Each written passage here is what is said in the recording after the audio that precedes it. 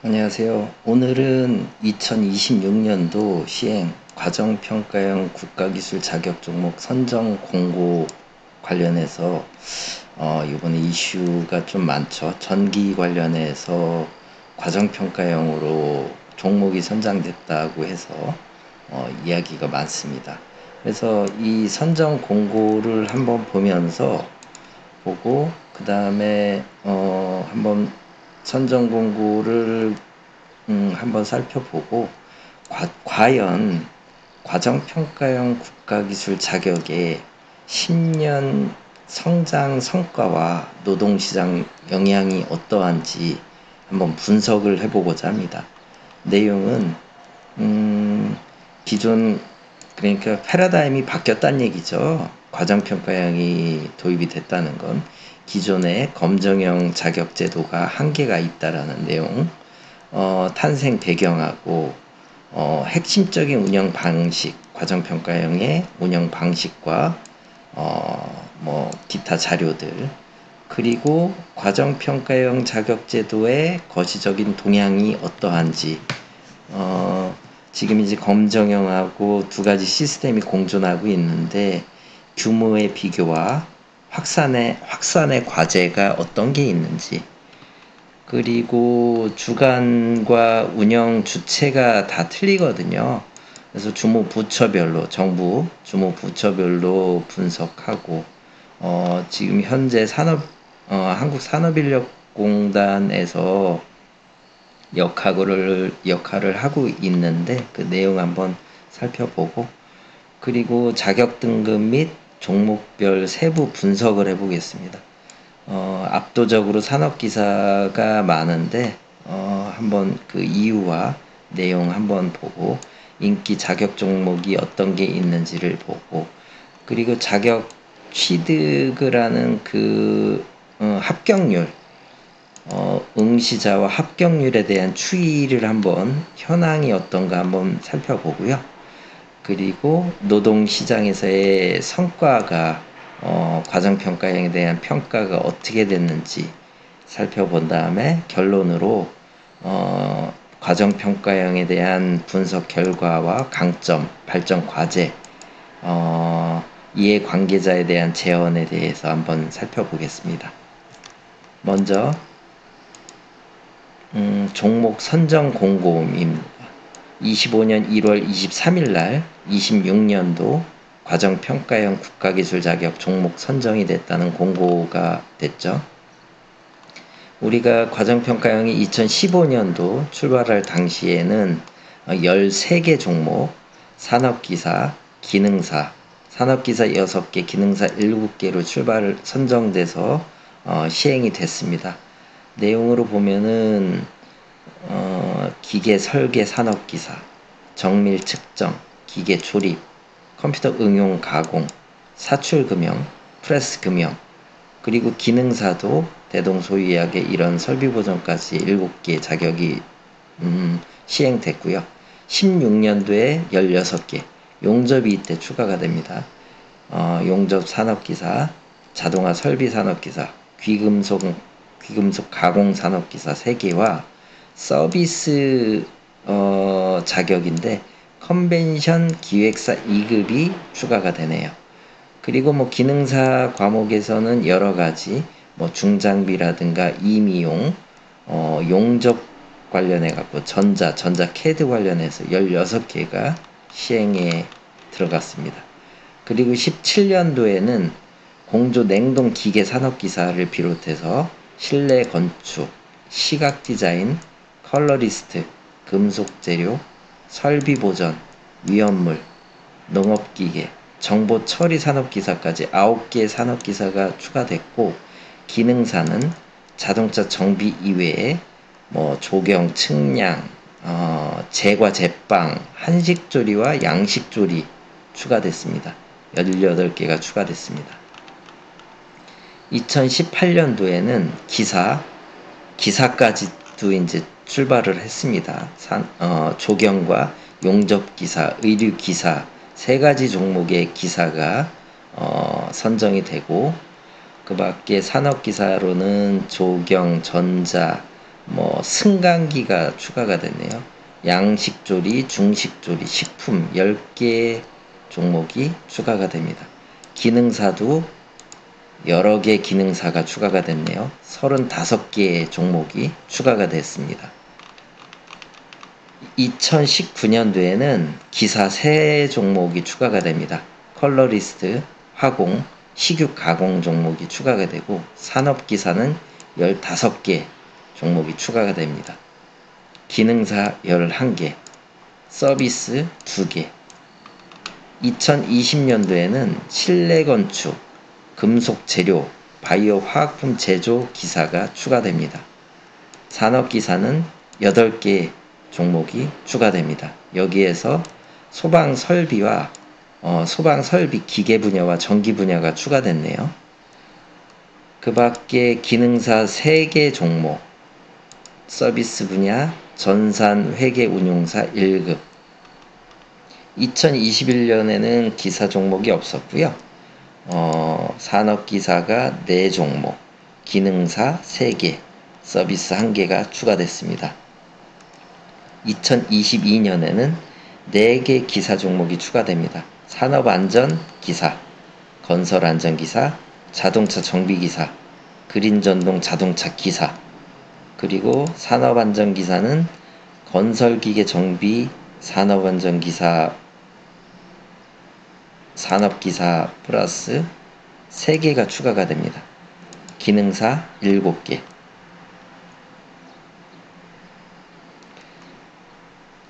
2022년도는 4개 기사 종목과 건설기계 정비 산업기사를 포함한 3개 산업기사, 기능사 7개가 추가됩니다.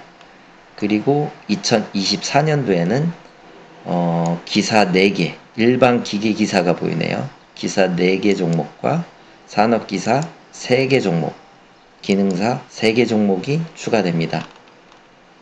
2025년에 2개 기사 종목, 로봇기구 개발, 프레스 금형 기사 2개와 산업기사 7개 종목, 기능사 5개, 서비스 1개 종목, 그리고 요번에 문제된 2026년도 8개, 화약류 제조 기사, 그리고 산업기사로 스마트 공장과 전기공사 산업기사가 추가됩니다. 이것 때문에 앞으로 어떻게 될지 많이 우려를 하시는 분들이 있죠. 살펴보도록 하겠습니다. 기능사 자격 5개 추가가 됩니다. 이렇게 추가가 됐는데 이게 산업계와 우리 기존의 검정형으로 기술 자격을 취득한 여러분께 어떤 영향을 줄지, 혹은 검정형을 준비하고 계신 여러분들이 과정평가형으로 전략을 바꿔야 할지, 그 부분들 한번 오늘 컨텐츠를 참고해서 방향을 정하실 수 있겠습니다. 먼저 살펴보겠습니다. 패러다임이 변했죠. 직업 자격제도의 패러다임이. 읽어보겠습니다. 전통적인 대한민국 국가기술자격제도는 검정형 방식으로 정해진 필기 및 실기 시험을 통과해서 자격증을 취득하는 구조에 의존해왔다. 맞죠? 이 시스템은 오랜 기간 동안 표준화된 방식으로 기술 인력의 역량을 평가하는 기준을 제공했지만 시대가 변화함에 따라 여러 가지 구조적 한계를 드러냈다. 이게 시대가 변화해서 그런가요? 그거는 아닌 것 같은데, AI가 왔다고 해서 이게 기술 인력의 역량 평가 기준이 바뀌었다? 그렇진 않거든요. 그러니까 당초 검정형의 한계가, 구조적 한계가 드러났다. 그렇게 봐야 되겠죠. 가장 큰 문제점은 자격증 취득 과정이 실제 산업 현장의 직무 수행 능력과 괴리된다. 이건 당연하죠.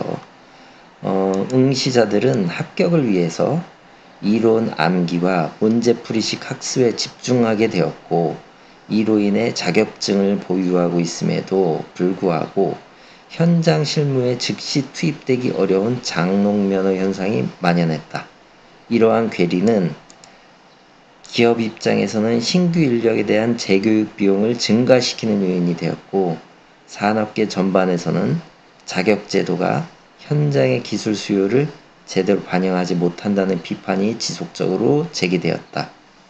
이거 어제 오늘 일은 아닐 것 같고, 기술 자격뿐이 아니고 문과 관련해서 자격도 똑같습니다. 이를테면은 변호사 자격, 감정평가 자격, 뭐 공인중개사 자격, 그거 따면은 바로 실무에 투입될 수 있나요? 그 장롱면허 아닌가요?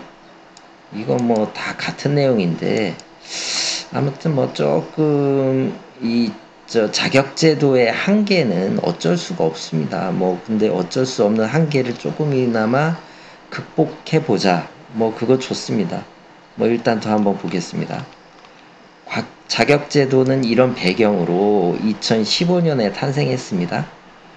고용노동부와 한국산업인력공단은 새로운 대안으로 과정평가형 국가기술 자격을 도입했다. 관련 법령도 법적 기반을 마련해서 이렇게 도입을 했다. 패러다임이 전환됐다. 근데 패러다임은 전환된 건 아무것도 없다. 기존 자격제도가 한계가 있었다. 저는 그렇게 판단하고요. 일단 보고서 내용 다시 한번 보겠습니다. 핵심 운영 방식입니다. 이원적인 평가체제. 과정평가형 자격제도의 가장 큰 특징은 국가 직무능력 표준을 기반으로 한 체계적인 교육 훈련과 이원화된 평가 방식이 있다. NCS가 요즘 일학습 평가, 일학습 제도라는 게 있거든요. 거기에 각 회사별로 각 직무별로 능력 표준 단위가 있거든요. NCS. 그래서 회사별로 그 과정을 개발을 해서 그 회사의 어떤 매니저급의 그 과부장들이 교수를 하는 거죠. 교수라고 현장 교사라고 해요. 현장 교사라고 하는데 현장 교사가 있고 그 밑에 신입사원 혹은 신입사원들이 들어와서 교육을 받는 건데 이론과 실무를 같이 받는 데 방점을 두고 지금 제도가 시행 중에 있어요. 그래서 NCS 단위로 해서 선택을 해서 시험을 보고 인증을 받는 제도가 있는데 아무튼 여기에서 파생됐다라고 하는 그런 내용인지 모르겠습니다. 그 내용은 핵심은 이렇습니다. 1대1 합산 방식의 최종 평가다. 최종 합격은 내부 평가 그리고 외부 평가 결과를 1대1 비율로 합산해서 평균 80점 이상 획득했을 때 결정된다. 이는 필기시험과 실기시험이라는 별도의 관문을 통과해야 하는 검정형 방식과 근본적 차이를 보이는 지점이다. 어마어마합니다. 평균 80점. 소방안전관리자가 60점 기준에서 합격 그 점수가 절대평가 60점에서 70점으로 오르고 난이도도 급상승했죠. 왜냐면은 시장에 소방안전관리자 자격 취득자가 너무 많으니까 조정을 한 것이겠죠. 난이도도 조정하고 점수도 조정을 했어요. 점수 60점에서 70점 올라간 거는 그 60점과 70점의 차이는 어마어마합니다. 그거 시험 보신 분들 많이 이해하실 거예요. 근데 더군다나 80점이면은 와 대단한데요. 물론 난이도는 조정이 되겠지만은 아무튼 대단한 점수입니다.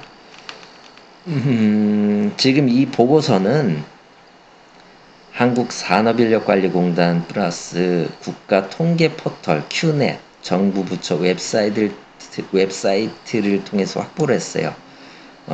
그래서 공신력이 있다라는 것을 말씀드리고 실질적인 제도를 평가하기 위해서 고용노동부와 한국산업인력공단이 발주한 과정평가형 국가기술자격 성과 분석 연구 보고서에 정량적 그리고 정성적 분석 결과를 심도 있고 활용했음을 말씀드립니다. 과정평가형 자격제도의 거시적인 동향을 한번 분석해 보겠습니다. 성장 궤적을 보면은 아까 서두에서 말씀드렸듯이 2015년에 도입해서 2024년 기준 과정평가형 자격을 통해서 배출된 신규 자격자는 1,300명에 달합니다. 생각보다 적어요. 이따가 한번 비교를 해보겠습니다. 검정형 자격자와 과정평가형 자격자의 규모가 어떤지. 두 가지 시스템의 공존, 규모의 비교와 확산의 과제 보겠습니다. 2024년 기준으로 해서 검정형과 과정평가형을 합친 전체 국가자격 응시장은 227만 4,368명입니다. 그 중에서 최종 취득자는 70만 명이고 이 중에서 과정평가형 자격자 취득자는 10,000명으로 전체 취득자의 1.4%에 불과하다.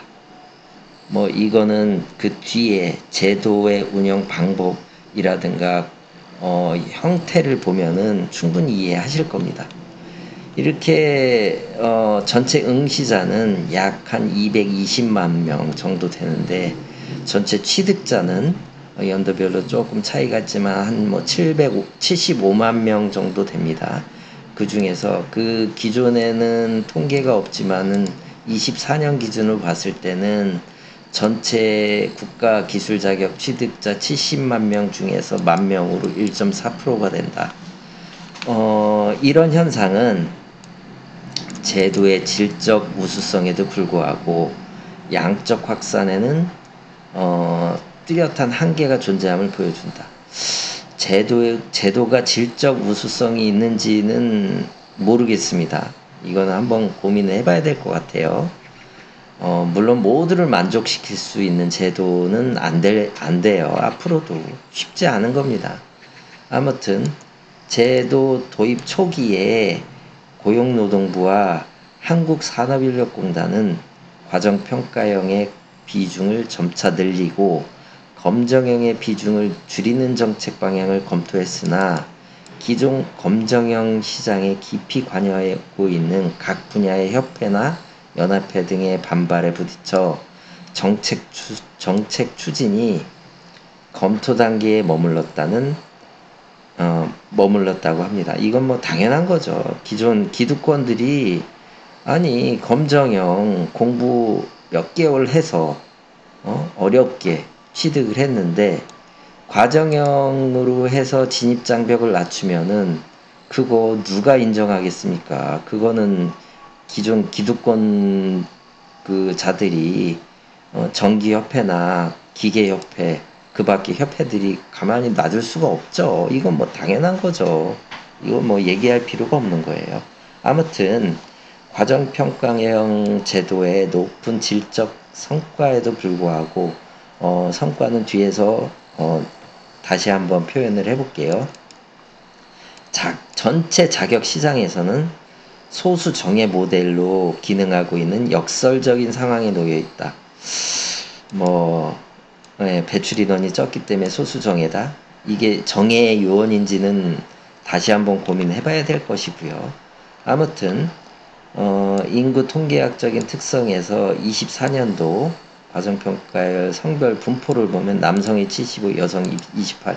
이건 검정형도 비슷한 수준일 것이고 이거는 전통적인 공학 및 제조업 분야에 집중돼 있는 과목이기 때문에 이건 당연한 결과라고 볼 수 있겠고요.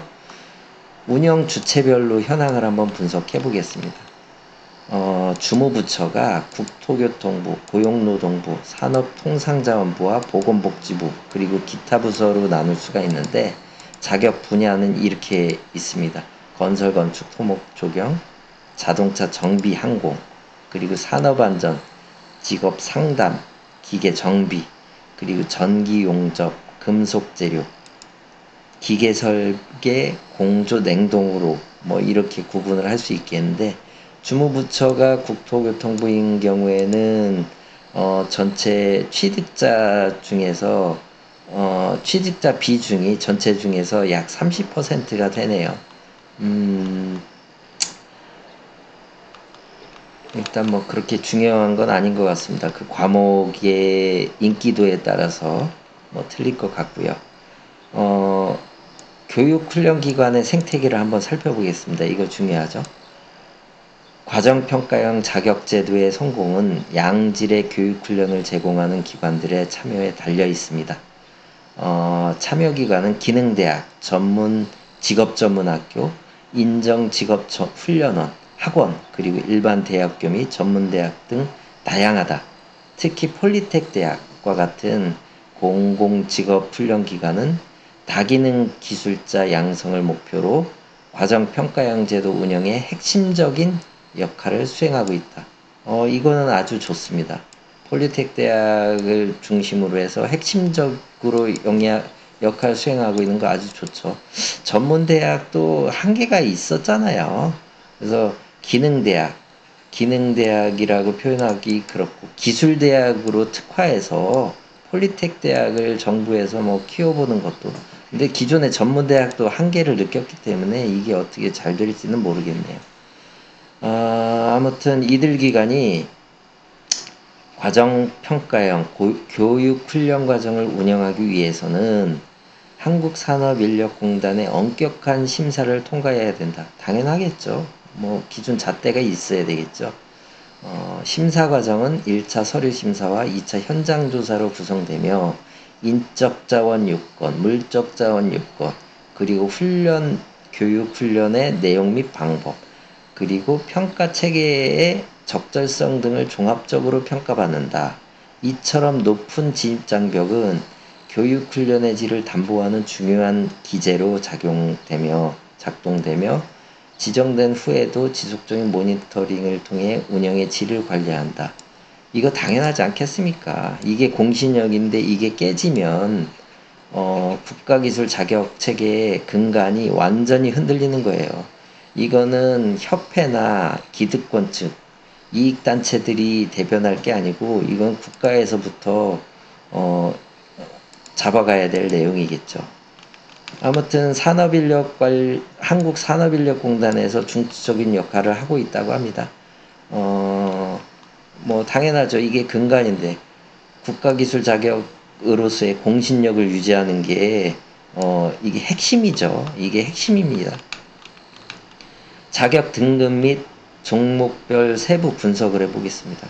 자격 등급을 분석을 해보니까 산업기사가 압도적이고요. 기능사, 기사도 10% 정도 되네요. 이거는 아마 종목과 인원이 적기 때문에 그럴 걸로 생각됩니다. 궁극적으로는 기사와 산업기사 인원이 많이 있지 않겠어요. 법정 선임 의무를 다할 수 있는 그런 자격에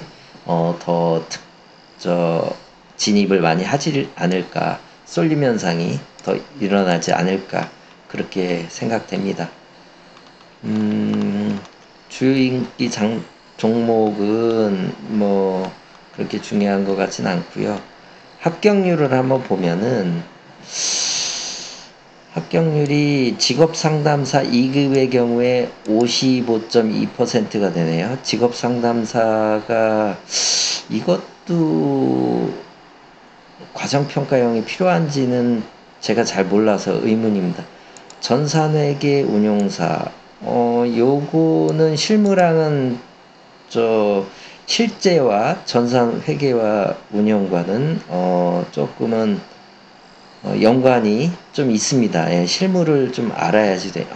직업상담사도 그럴 수도 있겠네요. 아무튼 이렇습니다. 컨벤션 기획사 2급은 100% 합격을 했네요. 13명인데 100%? 뭐 그렇게 큰 유의미한 거는 아닌 것 같아요. 여러 가지 요인에서 통계적인 왜곡이 있을 수 있겠죠. 훈련생 이탈, 훈련생 수와 응시작 수가 차이가 있고, 그쵸. 탈락률이 높다. 그리고 내외부 평가의 불일치, 현저히 낮고 높은, 과정의 품질 관련 개선이 필요하다. 그렇죠. 이게 내부 평가와 외부 평가의 주체가 많이 다르다는 얘기는 이 기준도 많이 달라질 수 있고, 그렇게 되면 품질 관리 너무 어려워질 거예요. 이거 아주 넌센스입니다. 이거 어떻게 풀어가는지 우리는 지켜볼 수밖에 없을 것 같아요. 아무튼 정책 위반자와 운영기관은 단순히 합격과 불합격 결과만 보는 것을 넘어서 이 자격 과정의 문제점을 진단하고 맞춤형 품질 개선 전략을 수립할 수 있다.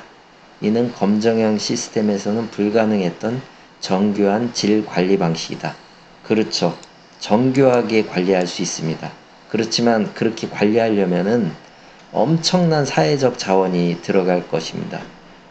그렇지만 아무리 많이 사회적인 자본, 사회적 비용을 지불을 하더라도 완벽할 수는 없어요. 당연히 한계는 당연히 있을 수밖에 없습니다. 아무튼 산업계의 인식을 한번 보겠습니다. 성과평가를 보면은 과정형 평가 취득자와 검정형 평가 취득자에 대한 노동시장에서의 평가는 취업률은 단연 높네요. 이거는 뭐 좀 왜곡이 됐지 않을까. 평균 취업 소요기간은 의외로 과정평가열이 깁니다. 과정평가형이 길고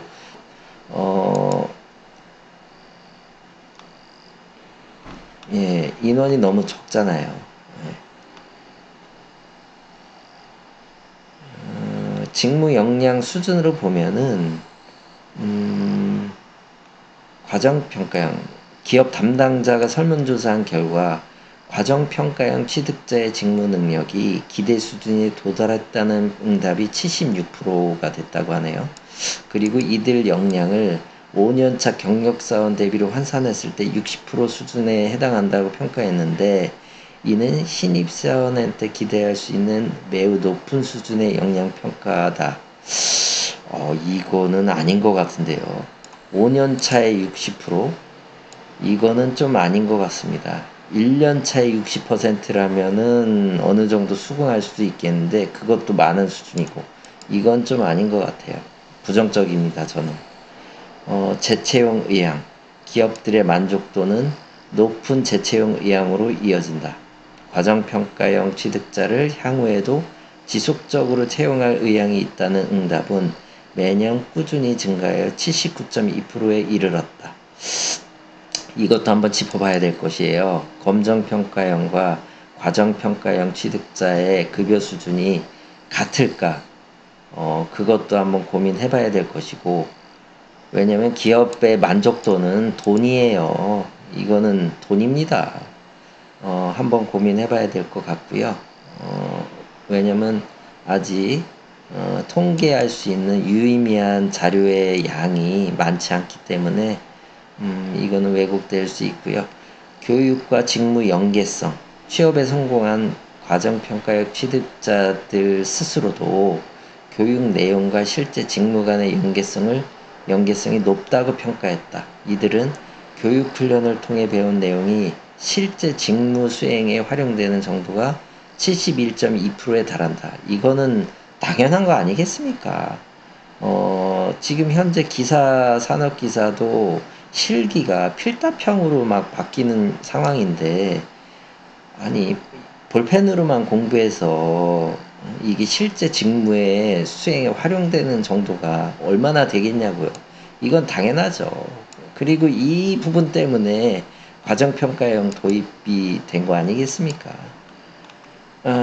아무튼 입증된 모델의 혜택을 어떻게 확산시킬 것인가라는 게 뭐 중요하다라고 하는데, 입증됐다라는 것도 이것도 좀 지켜봐야 될 부분이고, 널리 확산시킨다라고 하면은 이거는 중장기적으로 검정형을 축소 또는 폐지를 해야 될 거예요. 예, 그게 아주 중요한 문제 같아요. 그래서 배출자도 적절하게 조절을 해야 된다. 아무튼 그게 필요할 것 같고요. 가치 제한 중에서 직무 능력차 해소에 입증된 모델이다. 앞서 말씀했듯이 실무 실기가 있기 때문에 당연한 거고요. 이거는 직무 능력이 당연히 어느 정도는 올라갈 것입니다. 그리고 종합적인 평가와 전략적 재원이 뭐 필요할지는 모르겠지만 하여튼 재원을 한번 해보겠습니다. 지난 10년간의 내용을 본 보고서에서 분석해보면 이렇습니다. 질적 우수성과 양적 한계의 공존. 과정평가형 자격 취득자는 검정 취득자에 비해서 월등히 우수한, 월등하다라는 표현은 좀 자제하는 게 좋을 것 같은데요. 우수한 노동시장 성과를 보이지만 전체 국가기술 자격 시장에서 차지하는 비중은 1에서 2% 수준에 머물러 있다. 이는 제도의 효과성에도 불구하고 확산의 구조적 장벽이 존재함을 의미한다. 앞서 몇 번 얘기했듯이 당연한 내용입니다. 산업기사 및 하드스킬 중심의 성장 중요하죠. 제도는 특히 전문대 졸업자 수준의 중간기술 인력을 양성하는 산업기사 등급에서 가장 활성화되어 있으며 건설, 기계, 전기 등 직무 수행 능력을 가시적으로 평가하기 용이한 하드스킬 분야에 집중되어 있다. 당연히 하드스킬에 집중이 되어야 되겠죠. 데이터 기반의 정교한 품질 관리, 훈련생부터 합격자까지 이어지는 상세한 과정이며 데이터는 각 자격 과정의 문제점을 진단하고 개선하는데 효과적인 도구로 기능하며 이는 기존 검정형 시스템이 갖지 못한 차별화된 강점이다. 강점이기도 하지만 치명적인 약점이 될 수도 있는 부분은 주지해야 될 것입니다. 아무튼 강점과 발전 과제. 강점은 앞서 말씀했듯이 여러 가지 강점이 있고요. 발전 과제는 그의 반대급부인 단점, 그거를 어떻게 해소하는지가 발전 과제가 될 수 있을 것 같습니다. 참고 자료는 여러 가지 공신력 있는 참고 자료를 참고했고요. 결론은 이렇습니다. 제도는 계속 변화해야 된다고 봐요. 검정형의 문제점을 문제가 없다라고 하는 사람은 아무도 없을 것이에요. 그렇지만은 과정평가형이 우월하다라고 평가할 수도 없어요.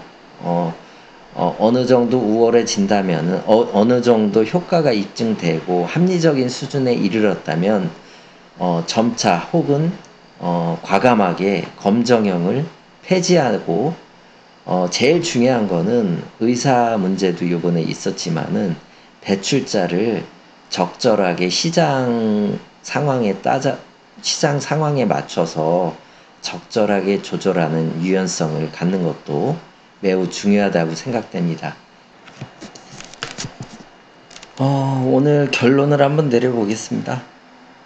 과정평가형 제도의 도입은 기존의 단일한 자격 시스템을 더욱 정교하고 다층적인 이원적 시스템으로 발전시킨 전략적 진화다. 물론 그렇죠. 검정형 제도가 넓고 튼튼한 고속도로처럼 전 국민에게 보편적인 역량 향상과 이동의 기회를 제공한다면 과정평가형은 특정 목적지로 신속하게 이동할 수 있는 KTX 노선과 같다. 두 시스템이 공존함으로써 대한민국 전체 인적자원 개발 시스템은 더욱 강력하고 유연해졌으며 다양한 산업의 요구에 효과적으로 대응할 수 있게 되었다. 따라서 현재 검정형 국가기술 자격을 보유하고 있거나 취득을 준비하는 모든 이들은 자신의 노력이 헛되지 않을까 하는 불안감을 떨쳐내고 그 가치에 대한 확신을 가져도 좋다. 당신이 보유한 검정형 자격증은 과거에도 그렇고 현재도 그러하며 앞으로도 오랫동안 대한민국 노동시장에서 당신의 전문성을 증명하는 가장 보편적이고 신뢰받는 공인된 증표로 기능할 것이다. 그 가치는 정부 정책, 압도적인 시장 수요, 그리고 다른 어떤 것으로도 대체할 수 없는 고유한 기능에 의해 굳건히 보장되고 있다. 이원화된 자격 시스템 속에서 검정형 자격은 그 핵심적인 한 축으로서 지속적으로 빛을 발할 것이다. 지금 살펴봤는데요. 과정형 제도는 자리를 잡고 어느 정도 진입장벽을 낮추고 자격자를 배출하는 데까지는 한계가 좀 있을 것으로 생각됩니다. 그리고 그 한계를 벗어나는 순간에는 이익단체, 협회나 이해관계자들은 순 배출 자격자들의 수를 제어를 할 거예요. 그거 통제를 할 수밖에 없어요. 뭐 그렇게 자연스럽게 패러다임은 바꿔 갈 수밖에 없습니다. 그렇기 때문에 여러분은 현재 공부하고 계신 분들, 또 자격 취득하고 계신 분들은 지금은 걱정할 필요는 없을 것 같고요. 지금도 과정평가형보다는 검정형이 더 취득하기 쉬운 조건이 아닐까 그렇게 판단하고 있습니다. 고맙습니다.